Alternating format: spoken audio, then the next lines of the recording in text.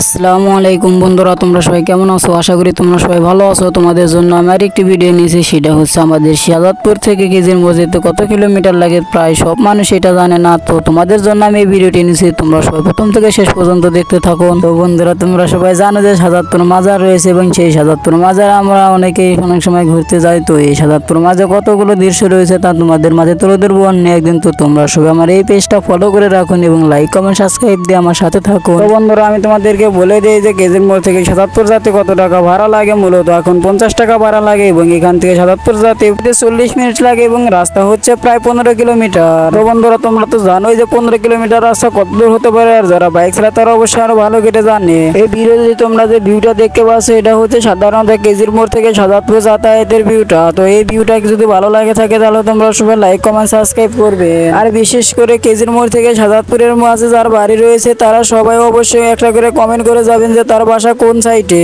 বন্ধুরা, আমার নতুন চ্যানেলে আমি আর ভিডিও আপলোড করেছি প্রায় 4টিতে প্রায় 50 এবং 100 এবং 150 ভিউজ রয়েছে। তো তোমাদের ভালোবাসায় আমি এত ভিউজ পেয়েছি। বন্ধুরা, তোমরা আমাকে আরো বেশি ভালোবাসা দাও, যাতে যেন আমি 1000 সাবস্ক্রাইব এবং 4000 ওয়াচ টাইম কমপ্লিট করতে পারি। তোমাদের ভালোবাসায় হয়তো আমি একদিন সফলতা পাবো এই ইউটিউব থেকে। তো বন্ধুরা, তোমরা তো ইতিমধ্যে জেনে গেলাও যে কেজির মোড় থেকে শাহজাদপুর যাতায়াতের কত কিমি। তো তোমরা সবাই ভালো থাকবে। খোদা হাফেজ।